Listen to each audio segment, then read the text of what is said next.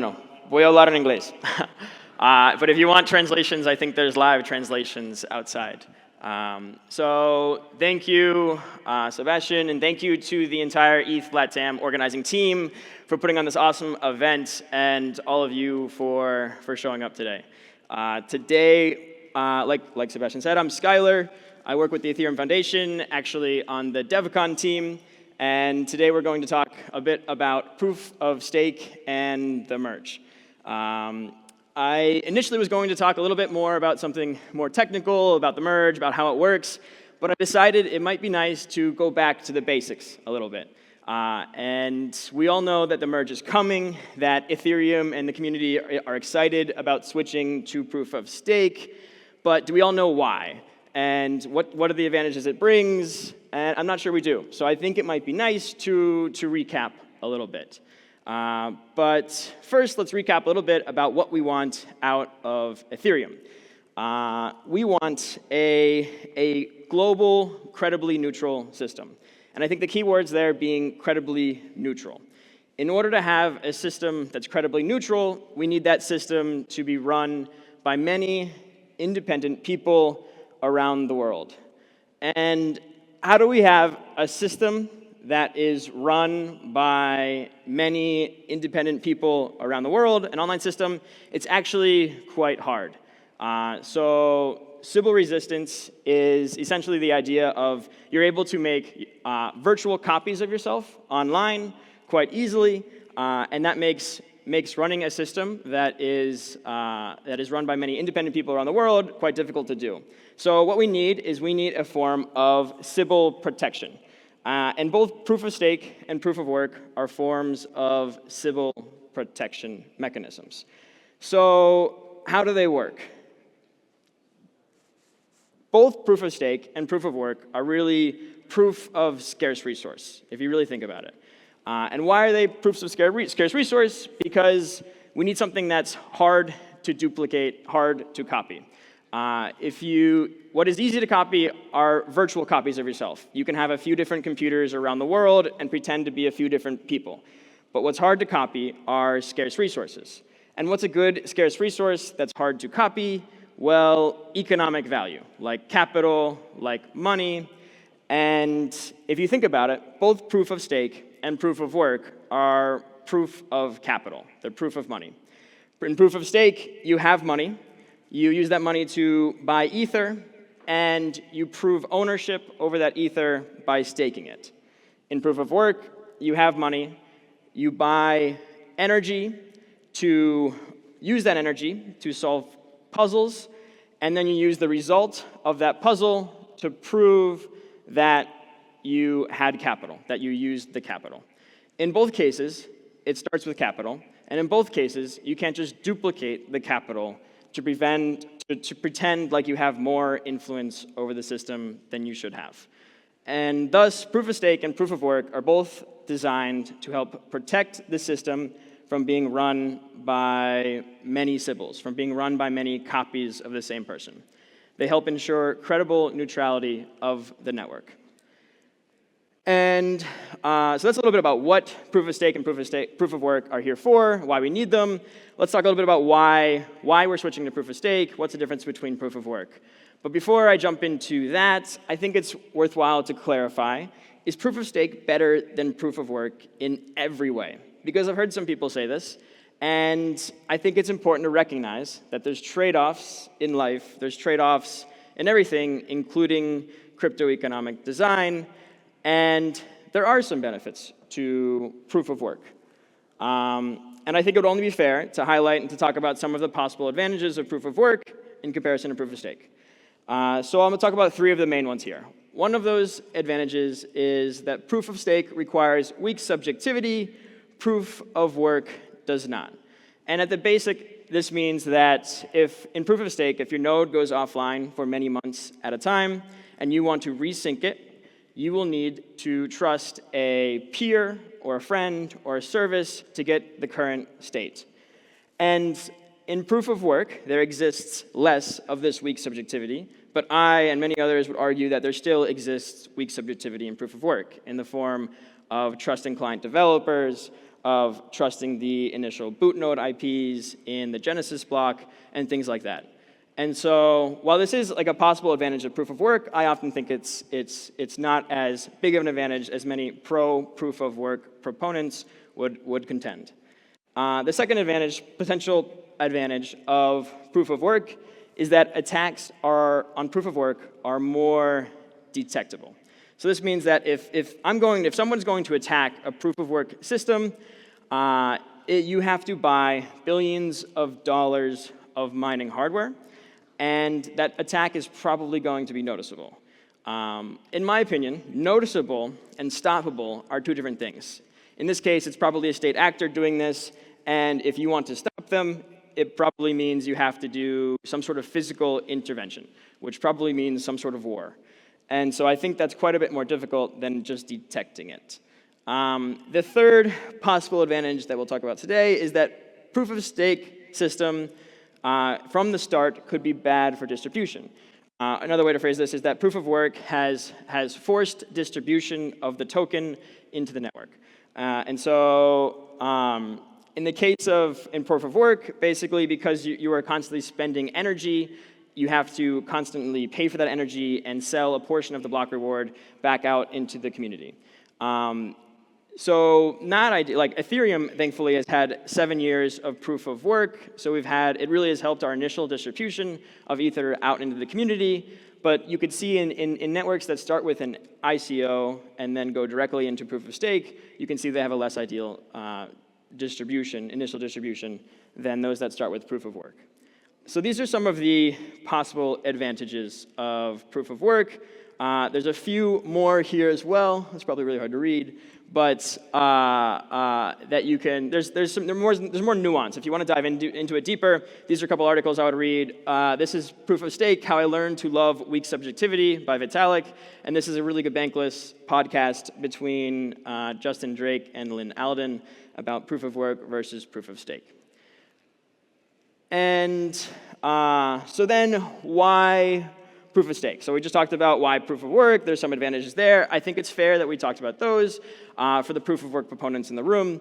And but now let's jump into it. So why are we switching to proof of stake? Well, I'll talk about 6 reasons, 6 advantages more or less here. The first of which being that proof of stake offers higher security, offers more security for your network at the same cost. And then when we're talking about security here, we're talking about the amount of money it takes to attack the chain, to get 51% control over the network. With proof of stake, this offers, you get roughly 5 to 20x more security for the same cost, which means basically that an attacker, if you want to attack Ethereum, you would need 5 to 20x more capital, more money, to perform a 51% attack on Ethereum versus Ethereum proof of work. And why is that? If you want to see the math behind that, you can actually read this article. Where is it? That was back there. Oh, it'll come up again. But the reason behind this is basically that there's more economic efficiency with proof of stake. So when I say proof of stake offers roughly 5 to 20x more security for the same cost, what is the cost that I'm talking about? The cost is what the protocol needs to pay to incentivize validators. We pay this in the form of block rewards, in the form of Ether emissions, in printing new Ether that we give to the validators. And with proof of stake, we can lower emissions to achieve the same or higher security than we have with proof of work. This is because to run a validator, it takes much less resources to run the validator. You don't have to waste energy, you just have to process the transactions, and your only cost is the opportunity cost of locking up your Ether. And so we can pay a lot more in protocol emissions and achieve the same or higher security than we had with proof of work.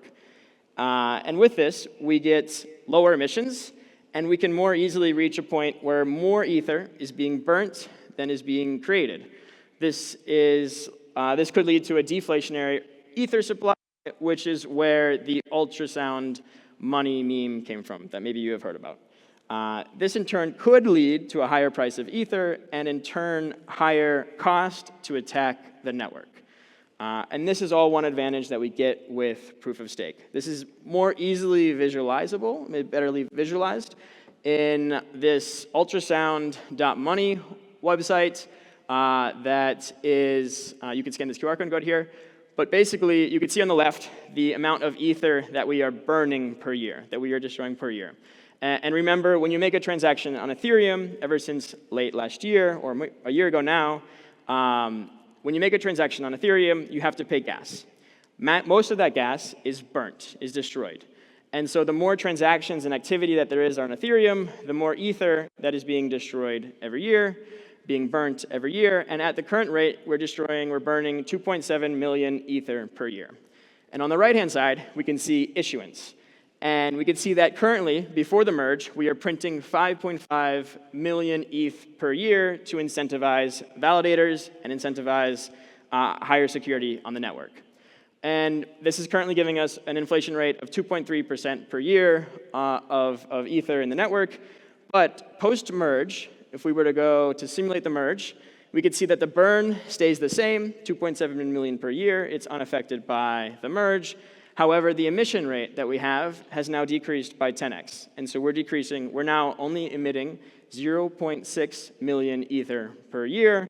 And we can see that based on historical data, we would be looking at a negative 1.8% inflation per year. So this is actually deflationary with more ether being destroyed or decreasing over a year. And this is one advantage of proof of stake, is that we get more economic efficiency and in turn, better security for the protocol. Another advantage of proof of stake, and this is a big one, is that we have better attack recovery. So what does this mean? I would say, so there's a myth, I think, among pro-proof of work proponents out there, people who are pro-proof of work. They say, it goes something like this, something like 51%, they say 51% attacks are infeasible for chains with high security. And they say that because to attack Bitcoin and Ethereum right now, it costs roughly between $10 to $20 billion. And while yes, that is a lot of money for us in this room here, I would argue that that's actually not a lot of money for a determined state actor. So if you look at just in 2016, the Chinese defense budget was $146 billion alone for 1 year. In 2021, the US defense budget was $745 billion for 1 year alone. And in my humble opinion, we will see major 51% attacks on Ethereum and Bitcoin and others in our lifetime. And for this reason, it's super important that you're able to recover from an attack when it happens. In proof of work, what happens? Well, the capital is outside the system. Your miners are outside the system. So if somebody attacks, you can't tell which miners are attacking, and you can't stop them from attacking unless you find them physically and you go try to destroy them. But now you're talking about some sort of physical in-person war. In proof of stake, capital is within the system. It's ether. And so if somebody attacks, the attacking capital is visible and can be force exited from the system or deleted by community intervention. Now, in any case, a 51% attack is bad, and I think will be uncommon if it does happen. But I do think we should expect it, and we should be prepared for it to happen. And this is one major advantage of proof of stake over proof of work, where we are actually able to recover from a 51% attack, whereas with proof of work, you're really not. You're stuck. You're screwed. And so this is, in the words of Justin Drake, like an area in which proof of stake is just infinitely better than proof of work. Another advantage of proof of stake is that it is more decentralized. So let's play this one out in a little scenario. How do you become your own independent miner in proof of work? Well, you would need to invest millions of dollars in creating your own mining farm to be competitive with other miners that exist out there and become your own independent miner. You could invest less money, but you will be joining a pool in order to be sustainable, and in turn, contributing to the centralization of the network. You could invest less and run independently still, but you will not be profitable and therefore not sustainable. So how do you become a validator in proof of stake? Well, you need no special hardware. You can stake on a Raspberry Pi for $300. You can use the computer, the laptop that you're carrying around with you in your backpack, and it becomes a lot more accessible. What you do need is 32 ETH. You can buy this from friends, from peers, from exchanges, and right now, or yesterday, this costed actually a little bit more than $35,000. This costed $60,000, which is a lot of money. I'm not going to lie, it's a lot of money. However, in comparison to the millions that you need to become your own independent miner in proof of work, it is way more accessible than proof of work. And if you have less than this, you can join decentralized staking pools like Rocket Pool. And so because becoming a validator is more accessible to people, bringing proof of stake will make the network more decentralized. And okay, another benefit, another advantage of proof of stake is that proof of stake is more censorship resistant. So let's play out another scenario. Let's say the government wants to locate large proof of work miners. They want to outlaw Bitcoin or Ethereum proof of work from their country. Well, it's easy. You can really just go ask the electric company, or you can use heat map technology like they do for weed farming, and you could probably find large mining facilities fairly easy. In the inverse, let's look at, let's try to find a large proof of stake validator. It's actually not so easy. The low electricity usage required by validators makes them way harder to locate. And even if you do find the validating machine, destroying the machine does not destroy your ether. As long as you have your keys somewhere, you can still withdraw your ether later, or you can continue validating. And this isn't just theoretical. Last year, maybe some of you saw that in Malaysia, the police found an illegal Bitcoin mining operation, and they located it, and they crushed 1,000 Bitcoin ASICs with a steamroller. And so I think censorship resistance is important, especially in this day and age, and proof of stake definitely gives us better censorship resistance. And lastly, I'll cover that proof of stake brings more environmentally friendliness. Now, some proof of work proponents would argue that proof of work incentivizes green energy. In my perspective, that's also wrong. What proof of work incentivizes is cheap energy. And yes, in some cases, cheap energy is green. The green energy is the cheapest energy. However, in most cases, the cheapest energy is not green, and is not what's most accessible. And so why is proof of stake more energy efficient? Well, if you think about it, proof of work is just proof of stake with extra steps. They both start with capital, but in the case of proof of work, you have to instead of locking up that capital, you use it to burn energy to solve a puzzle, and then with that puzzle, the result of that puzzle, you use that to prove that you burnt energy, that you spent the capital. Whereas in proof of stake, you start with the capital, and you simply just lock it up to prove that you own it. And the actual process of processing the blockchain really is quite simple. It can be done on a validator using under 10 watts and is not that complex, which is personally why I'm super excited that with proof of stake, Ethereum is expected to reduce its energy emissions by 99.95%. So those were some of the, there were 6 of the most common or most important advantages of proof of stake that we get from switching to proof of stake. But before we continue, I also want to cover a couple common misconceptions that I hear quite a bit as we approach the merge. The first one is that proof of stake is a rich get richer system, and proof of work is not. I would argue, actually, that this is not only wrong, this is actually like the opposite. That proof of work is a rich get richer system, and proof of stake is not. So hear me out. Remember, both proof of stake and proof of work are proof of capital. In proof of stake, you start with the capital, you buy ether, you stake the ether, you prove you have the ether. In proof of work, you start with capital, you buy energy, you burn that energy, you prove that you burnt the energy, you burnt the capital. But in both cases, it starts with capital. It starts with money. And in both proof of stake and proof of work, you get a percentage return on investment. So in proof of stake, however, the percentage return on investment is constant, meaning if you invest $50,000 in staking, you make the same percentage return on investment as a $50 million investment. However, in proof of work, the percentage ROI is higher with bigger investments. So if you invest $50,000 in mining, you will make less ROI than a person who invests $50 million in mining. And why is that? It's because proof of work has economies of scale opportunities. It has, so if you're going to invest $50 million in a proof of work in becoming a miner, what will you do? You're going to go set up somewhere where you can get cheap electricity deals, where you can be in a cool climate and pay less for cooling costs, and where you can get a discount off of your bulk ASIC order.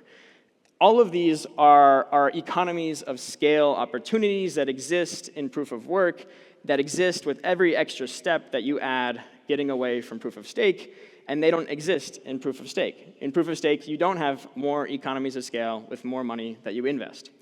And so in conclusion, I would say, and many others argue as well, that in proof of work, the rich get richer faster than they do in proof of work, more than they do in proof of work. The other misconception I want to cover is that I hear often that proof of stake means Ethereum governance is controlled by stakers. Or a phrase another way, like it's ruled by the rich. This is also wrong.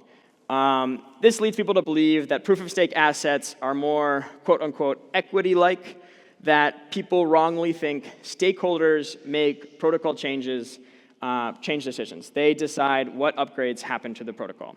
And the truth of that is that that's not true. The validators, stakers, do not decide what changes happen to the protocol, not in Ethereum. There is no coin voting governance. There is no plutocratic control over changes to the protocol. Ethereum has always had informal governance, the same as Bitcoin, and will continue to have informal governance. So those who say that proof of stake is ruled by the rich, that the governance is controlled by stakers, are simply wrong. And the conclusion is that proof of stake is not ruled by the rich. It's informal governance, the same as Bitcoin. And the last misconception is that merge will lower gas fees. This one I hear a lot, and it's also wrong. The merge will happen.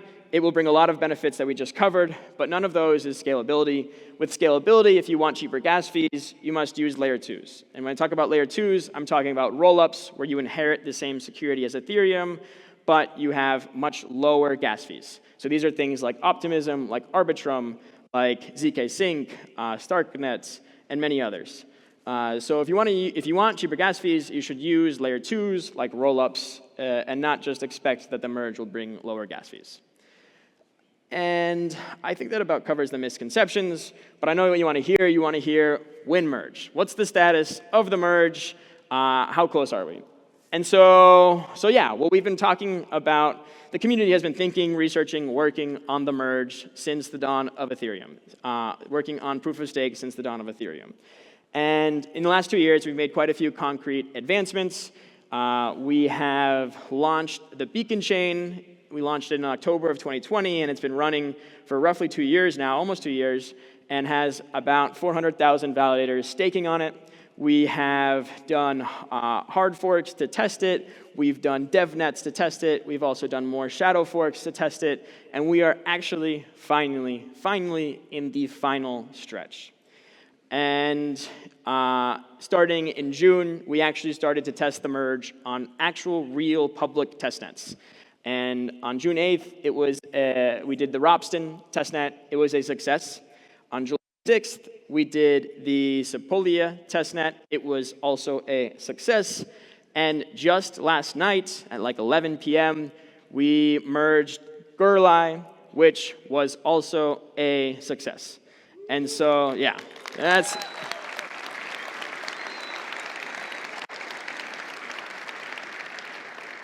So for the first time in ever, we have an end insight, a merge insight.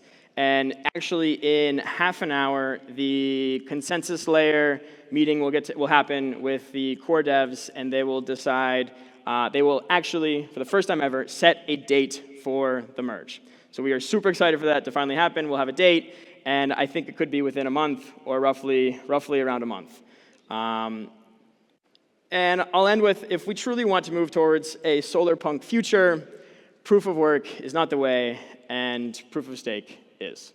So thanks all for coming here. I hope to see you at many of these events, these Ethereum events happening throughout Latin America, hopefully at DevCon as well. And if you want to ask me questions, I'll be around outside. I think I'm out of time now, but thank you all. And yeah, happy merge.